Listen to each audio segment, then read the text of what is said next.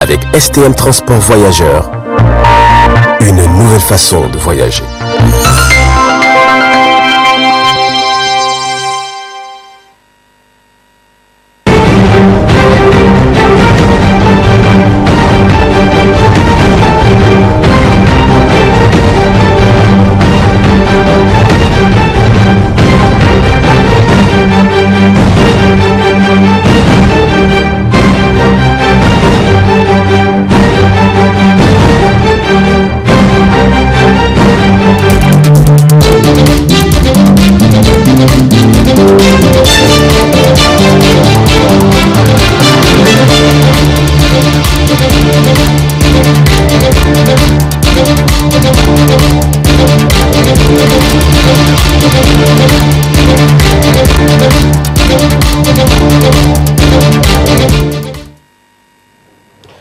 Monsieur, dames, bonsoir et ravi de vous retrouver à travers cette édition d'information en ce samedi 15 janvier 2022.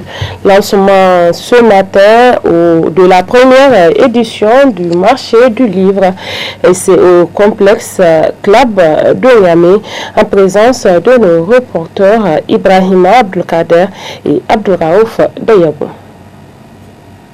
La plupart des passionnés du livre ont marqué de leur présence en cette matinée au complexe Club à cette première édition du genre au Niger dénommée Malan avec pour thème le livre vecteur du développement socio-économique. Une première édition qui n'a pas du tout été facile comme nous l'explique le promoteur. Le marché du livre et des arts du Niger est un projet culturel porté par l'association politique et littéraire du Niger, soutenu par la maison d'édition dénommé les nouvelles éditions du Sahel. Il est fondamentalement axé sur la découverte du Niger et de l'Afrique à travers sa littérature contemporaine, sa diversité musicale, culturelle, touristique et artisanale. J'avoue que le chemin de l'organisation n'a pas été de repos. Il a même été long et périlleux et à certains moments de la marche. Dans l'organisation, j'ai eu le sentiment d'être abandonné. Tant dans mes démarches, je me serais heurté à des obstacles qui résident essentiellement dans l'insuffisance et la faiblesse des politiques de promotion du livre commun à nos États africains. À maintes reprises, j'ai partagé l'amer sentiment de confrères promoteurs d'activités culturelles et littéraires qui ne comprennent pas de voir beaucoup de portes se fermer sur eux quand ils décident de révéler à travers un projet la culture africaine. Dans le même temps, d'autres secteurs tels que le sport et le divertissement bénéficient de plus d'attention. Je m'en voudrais donc de ne pas saisir l'occasion de cette tribune pour adresser un plaidoyer à l'endroit de nos autorités. Aidez-nous, en tant que promoteurs culturels, à donner le meilleur de nous-mêmes et à mieux vendre l'image du pays en Afrique et dans le monde.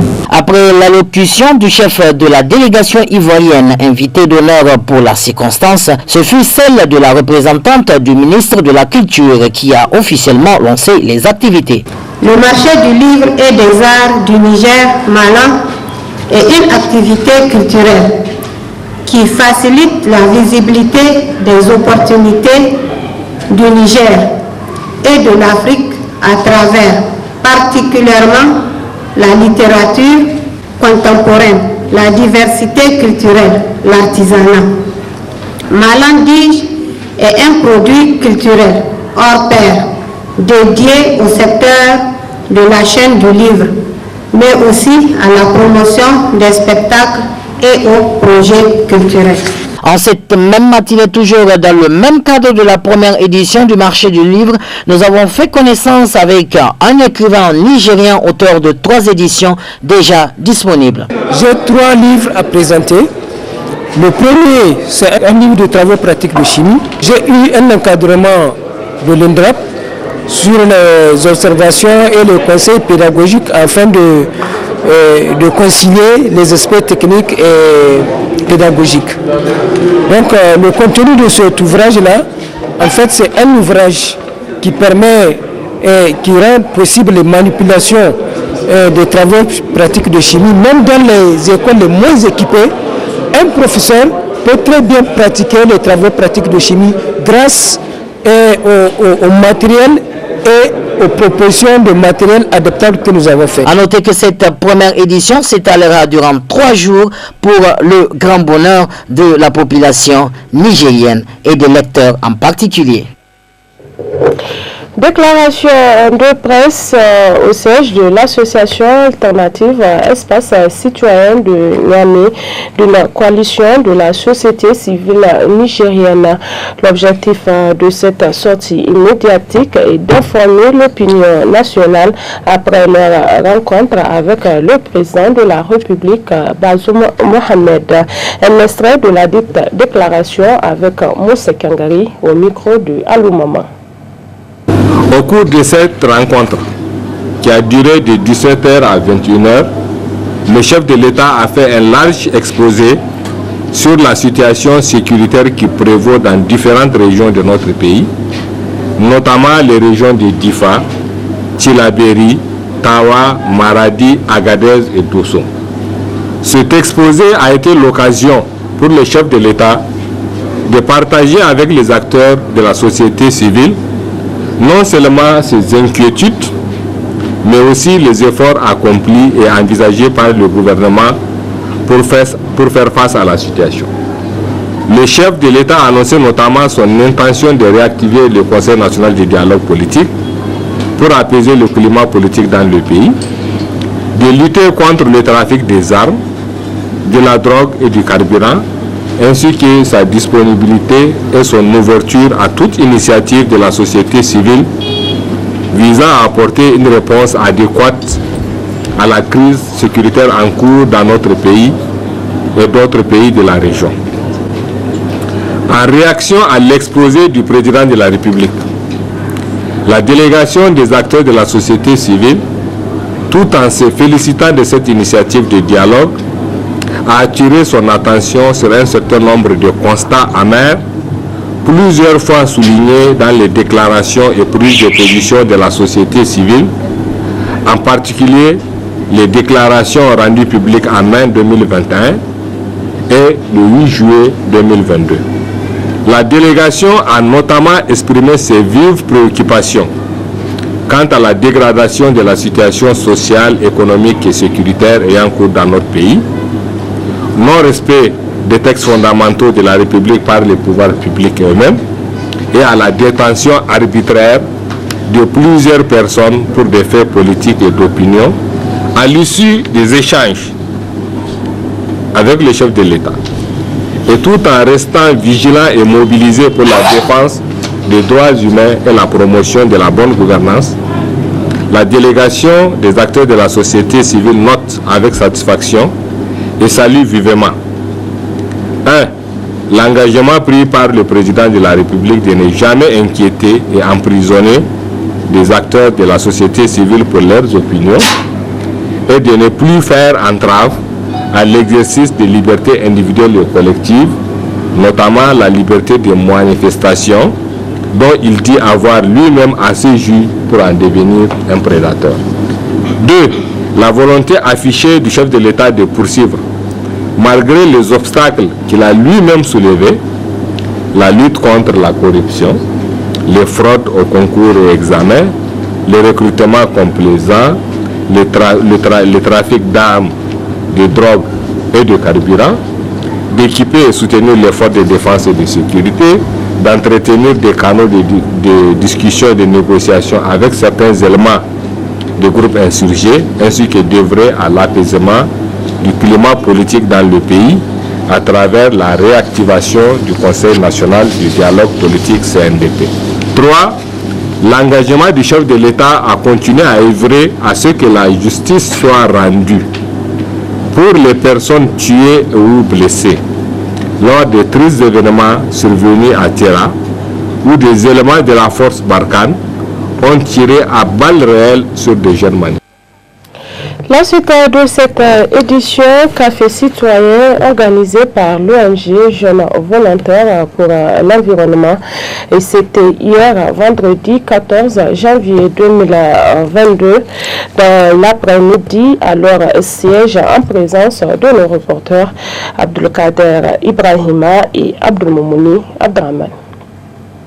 La gestion des conflits fonciers, la sensibilisation de la population par rapport à l'exploitation des ressources naturelles, telle est la thématique de ce café citoyen organisé pour la énième fois par l'ONG Jeunes Volontaires pour l'Environnement. Plusieurs échanges constructifs entre participants ont marqué ce rendez-vous. Le but, c'est quand même d'échanger autour de ces sujets très importants, surtout à l'endroit des jeunes, pour qu'ils puissent comprendre les mécanismes de gestion non violente de ces types de conflits qui existent au Niger, surtout à travers le code rural, mais également à travers beaucoup de stratégies de gestion non violente qui sont développées par des structures de la société civile et qui ont porté des fruits. Donc également l'intérêt pour nous, c'est de permettre qu'il y ait plus de discussions autour de ces sujets, parce que vous savez, la question de l'exploitation des ressources naturelles est impactée par les changements climatiques. Donc quand on met les liens changement climatique et sur exploitation des ressources naturelles, cela ne peut que souvent dégénérer vers des conflits. Et alors, comment ces conflits sont perçus, sont gérés au niveau local et même au niveau national, c'est de cela qu'il s'agit. Et quel est par rapport à la réglementation, c'est ça le rôle du code rural, avec les différentes commissions, avec les schémas d'aménagement foncier qui existent, entre autres. Et donc, c'est pour nous d'échanger autour de ces aspects pour qu'on puisse comprendre, parce qu'on dit nul n'est censé ignorer la loi. C'est vraiment l'intérêt que les gens accordent à cette question, à la gestion du foncier en milieu rural. C'est qui me fait dire que vraiment, ça a été beaucoup plus participatif que je ne l'espérais. Et vraiment, ça a été pour moi un succès. Et vraiment, c'est aussi un plaisir pour moi, un moment de venir échanger avec les gens par rapport aux questions foncières, à la gestion du foncier en milieu rural. A signaler que les conflits fonciers sont fréquents en milieu rural et la loi prévoit une procédure de résolution des conflits qui n'est pas toujours bien appliquée. Cérémonie de clôture dans les locaux du Centre culturel américain de l'atelier de formation des journalistes et communicateurs du Niger, une initiative de APAC Niger. D'autres précisions avec Ibrahim Abdelkader et Ibrahim Kantama. La désinformation, le multimédia, les réseaux sociaux et la viabilité des médias, c'est le thème de cet atelier de formation des journalistes et communicateurs de 8 régions du Niger. Un atelier qui a clos ses activités en ce jour dans les locaux du Centre culturel américain. Une initiative de l'Association des professionnels africains de la communication APAC Niger, financée par l'ambassade américaine. C'est au total une 60aine de journalistes qui ont été formés à travers tout le Niger 2 semaines durant. Pendant des décennies, les États-Unis ont œuvré pour soutenir une presse responsable, bien formée et libre au Niger. Cet engagement remonte au premier jour du Niger en tant que nation indépendante. Ce qui rend cette formation unique, cependant, c'est que l'Université de Missouri, qui abrite la plus ancienne école de journalisme des États-Unis, a envoyé 3 professeurs pour le diriger. Mon souhait est que ça soit un partenariat formel pour l'avenir du journalisme au Niger. Je vais remercier le Conseil supérieur de la communication qui a toujours accompagné notre association dans ses activités. Je vais remercier également les organes de presse qui ne cessent de faire notre visibilité et qui surtout collaborent avec nous dans ce genre d'initiative. Et le Conseil national de la jeunesse aussi, parce que les jeunes sont la grande population internaute. Donc je vais les remercier pour avoir participé également à cette série de formations. C'est un honneur pour nous, cela veut dire que nous sommes quand même assez crédibles sur le terrain et cela c'est grâce à vous, chers confrères et consoeurs qui croient à notre organisation. Plusieurs témoignages de satisfaction ont été décernés aux journalistes ayant participé à la dite formation. APAC Niger et l'ambassade américaine ont promis de continuer dans ce sens pour donner encore plus de crédibilité à la presse nigérienne. Place à présent à la revue de presse hebdomadaire. Comme chaque semaine, Ralia Sami a parcouru pour nous les journaux Paris au cours de la semaine. Très bonne réception. Bonsoir.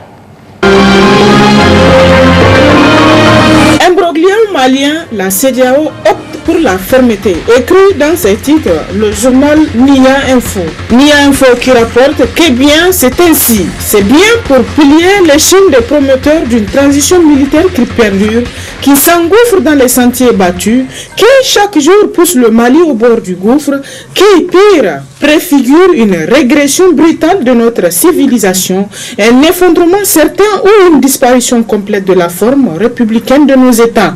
La fermeté dont fait montre la CEDEAO, c'est aussi bien pour protéger les transitions démocratiques en cours dans notre espace et dans une large mesure dans les pays subsahariens. C'est également bien pour renforcer la culture démocratique et nourrir les réflexes qui lui sont associés. C'est bien pour l'avenir de nos jeunes nations qui ont déjà trop souffert d'innombrables irruptions des militaires sur le terrain politique alors qu'ils sont censés s'occuper de la mission qui leur est dévolue. Assurer la défense et l'intégrité du territoire national. C'est bien pour l'histoire tout court. Nul ne dira que les dirigeants de notre organisation régionale n'ont pas joué leur partition lorsqu'un pays frère et ami traversait une période de grande tragédie. Tragédie due en grande partie à l'aveuglement de certains de ses fils et filles, à leur refus de penser et de raisonner, à leur fâcheuse tendance à rendre l'autre responsable de ce qu'ils sont ou de ce qu'ils ne sont pas, de ce qui leur arrive ou de ce qui ne leur arrive pas. Écrit toujours le confrère qui poursuit: Mali Koura est Mali nouveau, mais pas tout de suite. Quelle contradiction, s'exclame le journal. Pourquoi pas un Mali nouveau ici et maintenant, se demande le confrère. Pourquoi retarder l'avènement de ce Mali nouveau que les Maliens et tous les pays frères et amis du Mali appellent de tous leurs voeux, s'interroge toujours le journal qui estime que les mesures prises par la CEDEAO traduisent l'engagement ferme de notre organisation régionale à défendre des valeurs universelles et lutter contre un dangereux populisme qui pousse certains à croire que Assimi Goïta est un messie capable de régler les problèmes du Mali, redresser tous les torts faits à ce pays depuis les traites négrières jusqu'à nos jours. Loin s'en faut, s'exclame le journal qui écrit que d'ailleurs, si l'on schématise, on verrait que le populisme de Goïta rappelle étrangement celui d'Hitler à ses débuts. On peut soupçonner que ce soldat n'ait aucune intention de quitter le pouvoir selon le journal, même après les 5 ans. Rien ne prouve le contraire jusqu'ici. Nous devons tous nous inquiéter de ces étranges ressemblances entre l'approche et les hyperboles de Goïta et celle du soldat et nationaliste Hitler à ses débuts. Nous laissons aux historiens et aux politistes le soin de s'occuper de cet aspect et de nous édifier sur l'obsession de rester au pouvoir et le risque des dérives totalitaristes que cela comporte. Goïta, un dictateur en herbe, s'interroge le journal pour qui, ce qui est sûr, il a certains attributs qui le rapprochent davantage à un homme d'une autre époque, d'un autre lieu. En tout cas, selon le journal, il ressemble de plus en plus à un berger perdu. Il ne pourra amener son peuple qu'à un suicide collectif. Il tire le Mali vers le bas et dans sa chute, le Mali risque fort de percuter ses voisins et de les y entraîner, estime le journal. Quant au nouveau républicain, il estime dans sa parution que la CEDEAO ne travaille pas pour l'Afrique. Elle ne travaille pas pour ce peuple et elle ment parce qu'elle ne travaille pas pour la démocratie. Ceux qui ne sont pas des démocrates bon teint peuvent-ils faire émerger la démocratie, s'interroge le journal pour qui tous, pour un acte ou pour un autre, ne sont que des faux démocrates. Mais où était-il quand Ibeka violentait et domestiquait la démocratie dans son pays et quand Alpha Condé, devenu puissant par un pouvoir que le peuple lui confiait, refusant de se plier au jeu de la démocratie, forçant un troisième mandat totem. Où était-il quand, usant de faux fuyants, Alassane Dramane Ouattara, emprisonné, poussé à l'exil et se taillait au nom d'Argussi qui donne la nausée, un troisième mandat que la même France et ses démocrates tropicaux pouvaient comprendre et tolérer, quand enfin, pour nous en tenir à ces 3 derniers exemples, au Bénin, Patrice Talon peut emprisonner des adversaires politiques, empêcher Adobe de se présenter pour se frayer un boulevard pour aller à la marina non sans gloire, quand le président président togolais, sur le sang de son peuple réprimé, peut asseoir un mandat que son peuple n'était pas prêt à lui donner, qu'enfin, au Niger, Issoufou Mamadou peut décider de ceux qui peuvent se présenter aux élections, et lorsque pourtant son entourage est fait de voleurs et de brigands que la justice ne peut atteindre et qui peuvent, eux, aller aux mêmes élections, et surtout quand, au vu de tout le monde, son système peut braquer des élections pour s'imposer et imposer son nom à un peuple auquel il dénie son droit de se choisir un président. Comment donc ces hommes, s'ils avaient un peu de pudeur politique, peuvent-ils aujourd'hui s'acharner contre le Mali au point d'oublier le cas guinéen pour faire croire qu'ils défendent la démocratie que la transition cherche à asseoir sur des bases durables, et notamment quand elle aura pacifié un territoire aujourd'hui gagné par la violence terroriste. Mais on le sait selon le journal, la CEDEAO n'agit pas par elle-même, elle agit pour la France qui aurait pu avoir les mêmes intransigeances pour la Guinée. Mais puisque le pays n'invitait pas les Russes et leurs roigneurs, elle peut faire montre d'indulgence à son égard. Là est l'enjeu, écrit le journal. À propos toujours de cette situation, le Monde d'aujourd'hui rapporte que le Niger est parmi les pays non amis du Mali. Une aberration monumentale, écrit en gros dans ce titre, le journal. La lutte du peuple malien pour recouvrer sa pleine souveraineté et l'intégrité de son territoire vis-à-vis de la France, qui mène une politique pour le moins contestable au Mali, a atteint un niveau critique avec les décisions issues du sommet des chefs d'État de la CEDEAO, tenu le 9 janvier 2022. Le journal écrit qu'à l'issue de ce sommet, les chefs d'État ont décidé de toute une batterie de mesures, les unes plus extrêmes que les autres. Entre autres mesures, il a été décidé de la fermeture des frontières terrestres et aériennes avec le Mali, la suspension de toutes les transactions commerciales entre les pays de la CEDEAO et le Mali, le gel des avoirs du Mali dans les banques centrales et commerciales de la CEDEAO, ainsi que la suspension du Mali de toute aide financière des institutions financières de la CEDEAO, notamment la BIDC et la BOAD, des mesures pour le moins draconiennes qui ont choqué les opinions publiques des pays de la CEDEAO, où l'on note une solidarité totale avec le Mali, la sympathie vis-à-vis des autorités actuelles du Mali et l'adhésion massive pour une solidarité avec le peuple malien sont d'autant plus fermes que ces dernières mesures. La main de la France qui cherche manifestement à défaut de pouvoir pour suivre sa politique au Mali, comme il l'envisageait, à étouffer financièrement ce pays. Un pays avec lequel le Niger en particulier partage bien plus qu'une frontière. Le journal écrit plus loin que les autorités nigériennes qui ont même interdit le survol de l'espace aérien national aux avions russes à destination du Mali font sans doute preuve de zèle excessif dans le dévouement à servir les intérêts de la France. Ce que Diori Amani, au lendemain de l'indépendance du Niger, a refusé avec obstination à la France, les autorités actuelles l'ont offert à l'Élysée avec beaucoup d'enthousiasme, écrit le journal, qui poursuit que c'est contre un État voisin avec lequel le Niger partage certes une frontière, mais également un peuple, une géographie, des traditions et coutumes, une économie, etc. Dans cette confrontation avec un pays voisin et frère du Niger, comme l'évoquent si fièrement les gouvernants des deux pays en certaines occasions, la position des autorités nigériennes surprend et choque à la limite. Quant au journal Le Hérisson, il est écrit à propos de ce sujet dans ses titres, ces sanctions qui font perdre le self-control à Bamako. Qu'en a-t-il été de la réaction du régime de la transition malienne après les sanctions de l'UEMOA et de la CEDEAO, s'interroge le journal qui répond impulsive et puérile. Qualifié un observateur. Après même que les deux organisations ouest-africaines laissent une porte ouverte aux négociations, les sanctions font l'objet d'un réexamen de leur levée progressive lorsqu'un chronogramme acceptable et agréé par la CEDEAO aura été finalisé et que des progrès satisfaisants auront été enregistrés dans la mise en œuvre du programme des élections. Dixit le communiqué final du sommet d'Accra. La junte militaire, par son communiqué, visiblement rédigé sous le coup de la colère, la referme. En opposant la réciprocité proportionnelle aux sanctions prononcées à son encontre, Bamako fait preuve d'un manque criard de sagesse. En quoi le Mali peut-il faire souffrir les pays membres de la CEDEAO et de l'UEMOA autant qu'il en pâtira, s'interroge le journal, pour qui il n'a pas la capacité de geler des avoirs des pays membres de la CEDEAO et de l'UEMOA. Il ne peut mettre en œuvre une force en attente dans les pays membres de la CEDEAO. Ridicule de sa part d'annoncer la fermeture de ses frontières déjà fermées.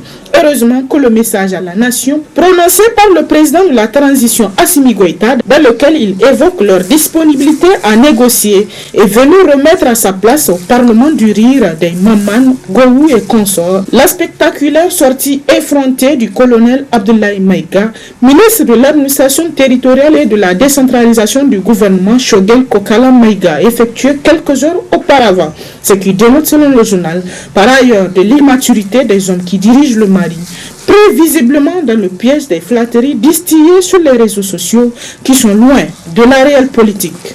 Puis, actualité à travers les journaux, le Courrier s'est intéressé cette semaine à l'alliance et les bisbilles autour des postes de conseillers à l'Assemblée nationale. Seyni Oumarou, sous le coup d'une motion de défiance, s'interroge en gros le journal dans sa parution.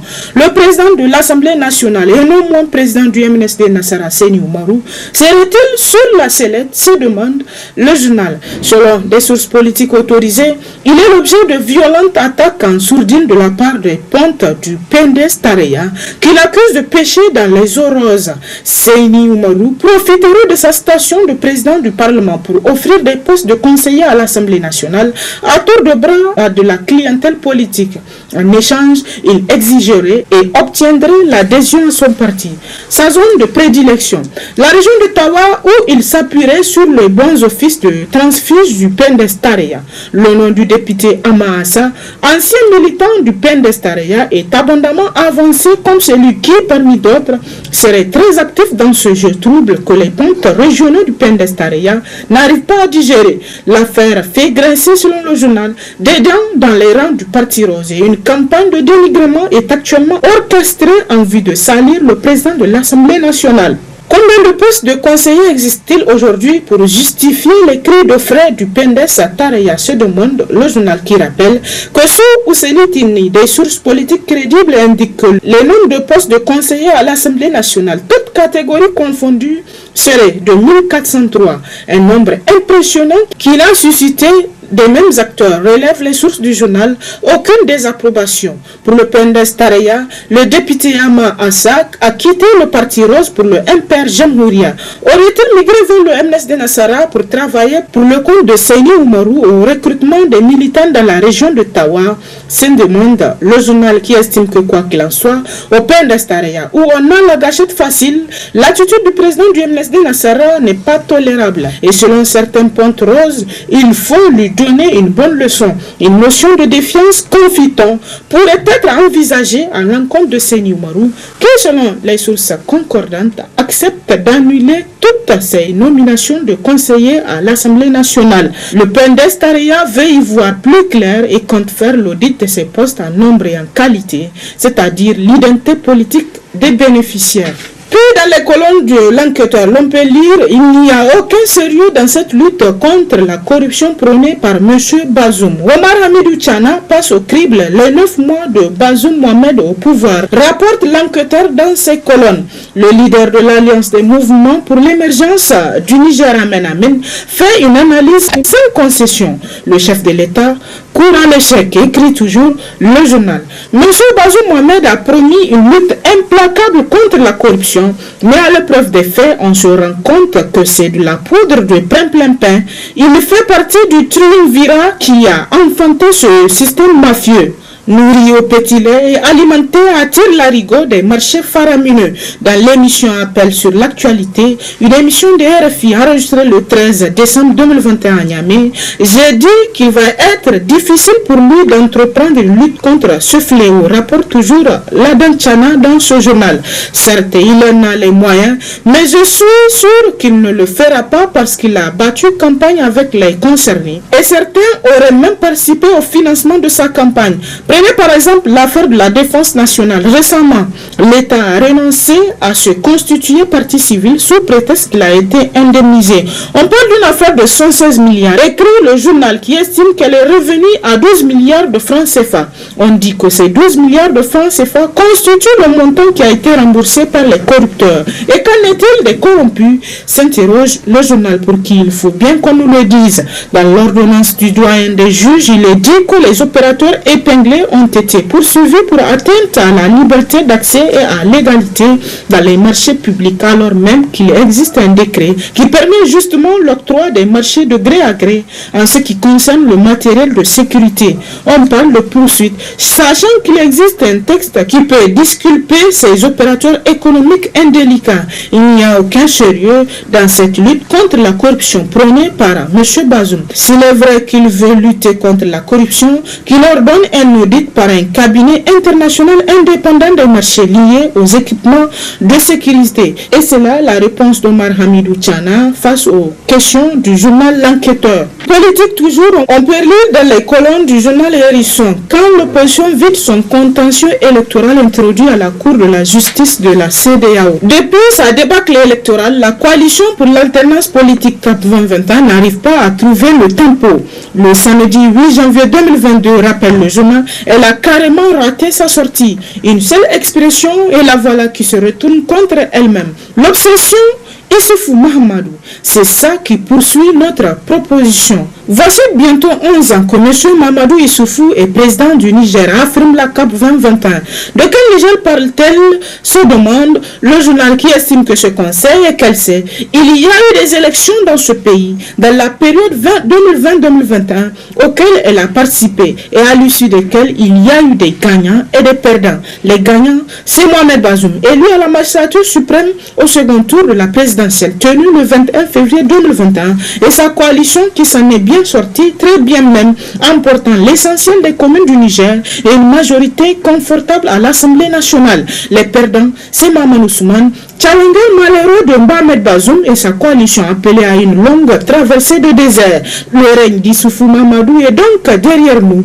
avec le mérite d'avoir donné au Niger sa première alternance démocratique civile. Ce rappel est important selon le journal pour le militant ou le sympathisant de l'opposition politique perdue par la déclaration de la CAP 2021. En feignant de reconnaître l'élection de Mohamed Bazoum à la magistrature suprême, Maman Ousmane et ses compagnons du jour ne contestent pas que sa légitimité, mais par là même le journal écrit qu'ils optent toute la substance de la saisine de leur contentieux électoral introduit auprès de la Cour de justice de la CEDEAO. C'est en effet l'élection de Mohamed Bazoum qu'elle conteste qui donne toute sa substance à sa requête auprès de la justice communautaire. Maman Ousmane a donc intérêt à ne pas nier l'existence de la présidence Bazoum Mohamed. C'est avec lui qu'il a boxé en 2021 qu'il vaut ce qu'il est aujourd'hui, le challenger de l'actuel président de la République duquel il tire le respect et la considération de ses camarades de l'opposition. Et c'est l'essentiel de l'actualité à travers les journaux cette semaine. Très bonne lecture et à la semaine prochaine, Inch'Allah.